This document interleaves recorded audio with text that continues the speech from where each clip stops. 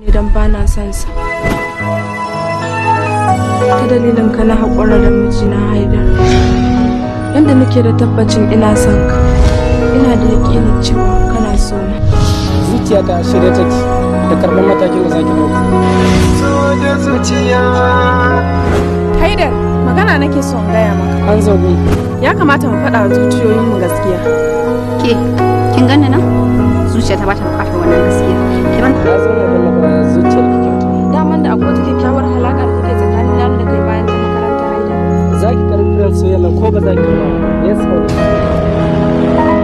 Inna lillahi wa inna ilaihi raji'un. Malam Dakata, Kin ci amana ta bai san darajar aure ba. kar ka ƙara cewa na ci amanar ka. Dan ta ci amana aure sai aka ce ka same ta ka kaɗa mata duka. Duk wani ummul aba'is da wata tuntunu da wani iskanci da ake a makarantar nan dillefin kai. Dama munafurci ta zo ta yi a kai na aikin ta yi. Me zai hana ka karɓi soyayya ta? Soyayyar ki ba za ta taɓa yin tasiri a cikin zuciyata ba. Ina so ka fita daga rayuwata. Kullum a